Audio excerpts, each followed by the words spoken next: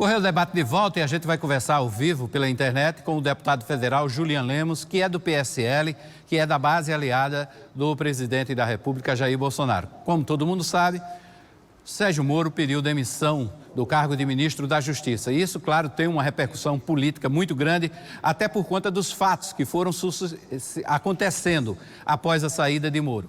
E depois, inclusive, de uma entrevista do próprio presidente, de um pronunciamento do próprio presidente Jair Bolsonaro. Boa tarde, deputado federal Julian Lemos. Seja bem-vindo ao Correio Debate. Boa tarde, Armin Luna, boa tarde, Paraíba. À disposição de vocês aí. Deputado, qual a avaliação que o senhor faz desse momento da política brasileira? Nós estamos aí numa pandemia e ainda tem esse problema grave na política, porque, afinal de contas, tem a saída de um ministro importante e tem também uma repercussão imediata no Congresso Nacional. Bem, eu acho que além dessa pandemia de Covid-19, o Executivo, o chefe do Executivo, junto com os seus, gera problema onde não deveria existir. O ministro Mandetta e agora com o ministro Moro. A saída do ministro Moro resume muito bem o quadro atual do governo. E eu sou governista, antes que alguém se manifeste do outro lado, eu sou um governista consciente, eu não sou um governista que bajula o Executivo. Eu quero ajudá-lo, e ajudá-lo também é fazer uma crítica construtiva que fiz, muitas vezes dentro do Palácio, agora estou fazendo aqui para que possam compreender minha posição. Avisei dia 23 de janeiro desse mês e dia 24 desse ano, que o ministro Moro vinha sofrendo retaliações e sendo, como a gente costuma dizer, fritado. E o resultado não deu outro. Isso mostra a fragilidade que se encontra hoje essa questão do próprio governo em lidar com os seus próprios conflitos internos, né? Você vê que as desculpas são as mais banais possíveis e as mais incompreensíveis para o tamanho do nosso país e o tamanho da problemática que temos hoje a enfrentar. Um país que, nesse momento, Hermes, está parado em reformas. Devido ao Covid-19, congelou-se tudo, a gente tudo está fazendo agora de forma emergencial, mas antes a coisa já não estava acontecendo. Imagine, após essa grande perca também, assim como houve do ministro Mandetta, o outro ministro assumiu, ninguém sabe nem, afinal de contas, aqui ele veio até agora, o ministro saiu, e o pior, quando saiu para entrar praticamente um estagiário, como se diz assim, uma pessoa ligada ao presidente, que apenas por amizade chegou até lá onde está. Ô, deputado, é possível estancar essa sangria na base do presidente? Porque o senhor é da base, tem feito essas críticas. E que certamente tem outros deputados federais, outros senadores também, aliados do presidente, que têm feito críticas nessa mesma linha. Olha só, Hermes, é uma situação muito delicada, porque tudo que eu quero é que esse Brasil dê certo, que o governo dê certo, que o governo dando certo, o Brasil vai bem. A sangria de aliados, ela está como se fosse uma barragem que estoura, né? Porque só para você ter ideia, como eu sou alinhado com o governo, há 15 dias teve lá a votação do Plano Mansueto. Eu votei contra a orientação do meu partido e votei pelo governo. Foram 70 votos a favor, contra mais de quase 400 votos. E o que é que acontece? Eu que sou estou tendo uma visão dessa. Imagine quem não é. Então, essa sangria se dá muito pela falta eu posso dizer, hoje eu considero isso, é uma falta de respeito, não é de articulação só. Articulação o governo já não tem com o Congresso. Você aí que torce pelo Brasil, você precisa compreender isso. Já não existe articulação do Executivo no Legislativo. E agora, o governo, para tentar evitar, não é uma sangria, mas uma desestabilização total, começa a fazer alianças totalmente contrárias ao discurso que nós pregávamos na eleição. Alianças com o PP, né, que o PP não vem sem pedir um banco, sem pedir o FDNE, os orçamentos maiores que tem, né? Então, assim, Denox, enfim, eles não vêm de graça. E se não vem de graça, teve um preço. Quem vai pagar essa conta? É o povo brasileiro. Uhum. Agora, deputado, nós temos aí o partido do presidente Jair Bolsonaro, como o senhor mesmo fala agora, articulando essa composição, inclusive com aqueles partidos que são considerados os partidos de centrão.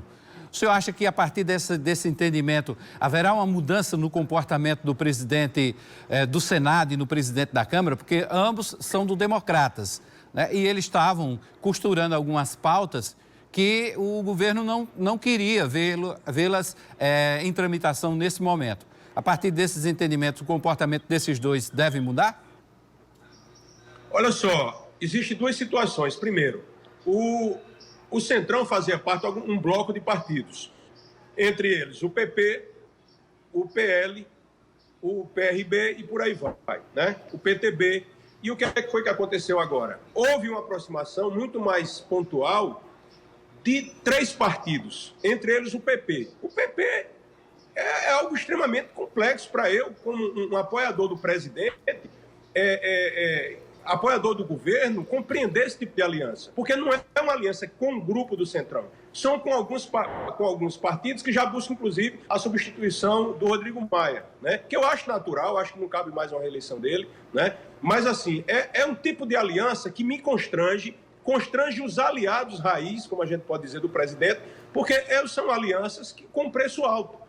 Praticamente, esse tipo de aliança vai ficar na mão desses futuros aliados mais de 80, 90 bilhões de reais, a exemplo do Banco do Nordeste. Eu, particularmente, vou estar alinhado com o Brasil. Quando tiver votação a favor do Brasil, para favorecer o Brasil, eu vou estar junto. Quanto isso, eu até me considero, sabe, Hermes, um deputado realmente independente. Eu me sinto independente, porque eu não posso concordar com esse tipo de coisa. Ok. Deputado Julian Lemos, obrigado pela entrevista aqui no Correio Debate. Eu que agradeço a todos vocês mais uma vez. Muito obrigado. Obrigado mais uma vez. Bom, e logo após o pedido de demissão de Sérgio Moro, na sexta-feira, governadores do Nordeste se pronunciaram pelas redes sociais. O governador João Azevedo, aqui da Paraíba, usou o Twitter para se posicionar. Vamos ver o que disse o governador. As denúncias do ex-ministro Sérgio Moro são graves e precisam ser apuradas em meio ao combate à pandemia do coronavírus. Era tudo que o Brasil não precisava. Divisão, acusações e perda de foco no inimigo comum neste momento. Ele ainda disse, mas nossas instituições precisam estar atentas também para preservar a democracia, independente de turbulências políticas e administrativa. Já o coordenador do Grupo de Atuação Especial contra o Crime Organizado, GAECO, do Ministério Público da Paraíba, Otávio Paulo Neto, afirmou em nota que o trabalho de investigação vai continuar, mesmo sem Sérgio Moro, no Ministério da Justiça. O agora ex-ministro comunicou a sua saída do cargo durante a entrevista coletiva, quando acusou o presidente Jair Bolsonaro, sem partido, de tentar interferir politicamente na Polícia Federal. E essa é uma preocupação das autoridades, principalmente da classe política. Também pelas redes sociais, o deputado federal Gervásio Maia, vice-líder do PSB na Câmara, informou que o pedido para que o ex-ministro Sérgio Moro participe de audiência para prestar esclarecimentos sobre as denúncias que fez contra o presidente Jair Bolsonaro já foi protocolado. Gervásio informou ainda que o PSB vai entrar com um pedido de impeachment contra o presidente da República. O prefeito de João Pessoa, Luciano Cartacho, autorizou hoje a distribuição de 45 toneladas de alimento da agricultura familiar para as pessoas mais vulneráveis. São alimentos provenientes da agricultura familiar.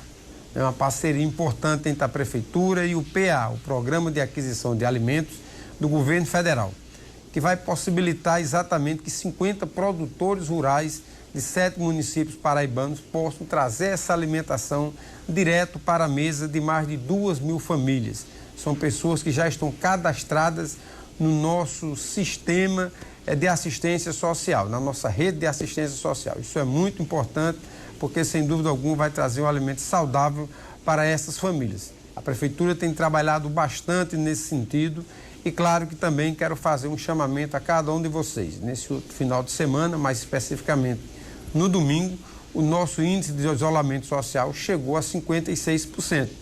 Então, é um esforço maior para que a gente possa repetir esse índice também durante a semana e aí a gente garantir uma força maior no sentido de que a gente possa se proteger e superar esse momento difícil de pandemia que tem realmente trazido muito transtorno para todos nós. A nossa vontade, o nosso desejo é de que a gente possa ter um novo momento onde a gente possa voltar às ruas, às nossas atividades, mas isso é preciso que seja feito com muita segurança. No próximo bloco, a gente entrevista o deputado federal Rui Carneiro, do PSDB. A gente vai falar, claro, ainda da repercussão da saída de Sérgio Moro, mas vai mostrar também que o deputado quer mobilizar empresas, poder público e trabalhadores em um fórum para a defesa do emprego. A gente volta em seguida.